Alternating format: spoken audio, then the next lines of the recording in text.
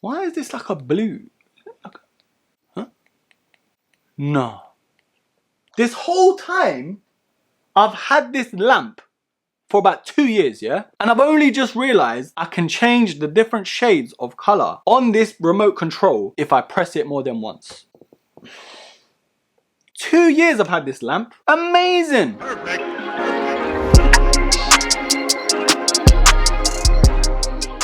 Hello broskis and welcome back to another edition of Buy or Buy.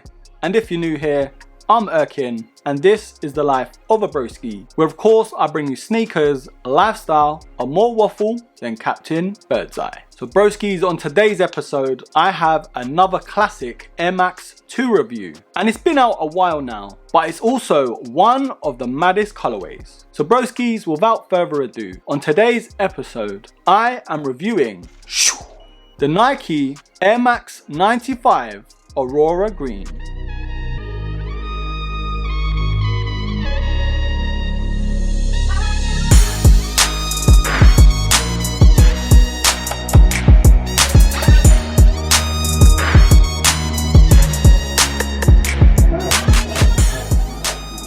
Now broskis, before we dive into the sneaker, we are going to take a look at the box. It is pretty much, bruh, bum fluff everywhere. It is pretty much the normal Nike box, which is the red one that we know and love. Product code, sizing, barcode, all of that waffle on that side. Nike branding, Nike branding, Nike branding, Nike branding, and that's it. So that's it, short and simple. Nothing major in terms of changes to the box. So of course, this classic Air Max 95 sneaker has got this crazy Aurora Green colorway, and these do retail for £150 in the UK.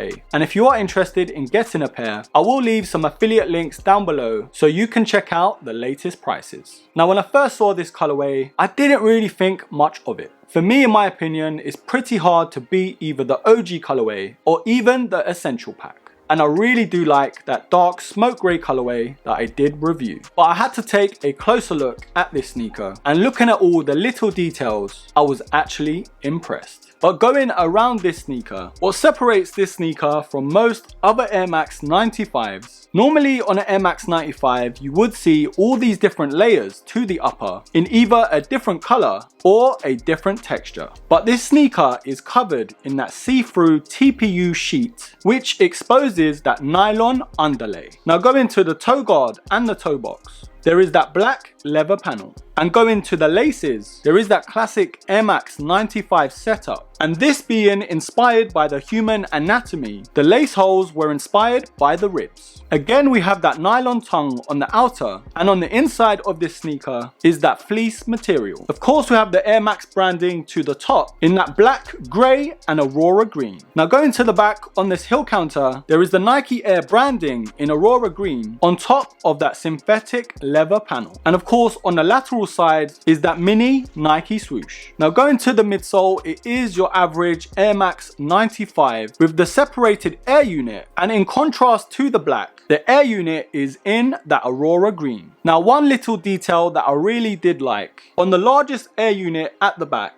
if you look very carefully, it says warning X-ray. Now this little writing is on both the lateral side of each sneaker, and this is in reference to the 95 being inspired by the human body. And of course, because of the transparent TPU upper, it also explains that you could see everything. So I thought that was a very nice touch and detail. Now going to the outsole of this sneaker, it is your classic Air Max 95 waffle outsole with the black and Aurora Green. So broskis, there you have it, the Air Max 95 Aurora Green. Now broskis, because this sneaker does look different, does it also feel any different on foot? And I've got to say yes. And it's not in a good way. But when it comes to the sizing of this sneaker, it fits very much true to size. I got my normal size 9 UK and they fit just fine. The only thing I can say is because it uses that fleece material on the inside, compared to some of the other Air Max 95s, like the Essential Pack and the Niger pack, these do feel a lot different on foot, and they do fit a lot more snug compared to those. So that's one thing to think about. Now when it comes to the comfort of this sneaker, the Nike Air Max 95 have always been right up there when it comes to comfort on my list. It's just nice and secure, that separated air unit and the sturdiness to the midsole. It's just always been an enjoyable experience on foot. The only thing I can say with this sneaker is because of the changes to the upper materials and that fleece on the inside, it just takes away a bit of that comfort very slightly. So out of 10 for comfort, I am gonna give an 8.5. Not the best Air Max 95 I have tried on, but it still has that classic feel. Now breathability is where this sneaker is let down. Because of that insulation to that fleece material and the upper covered in that TPU material, this is probably the worst 95 I've tried on when it comes to the ventilation.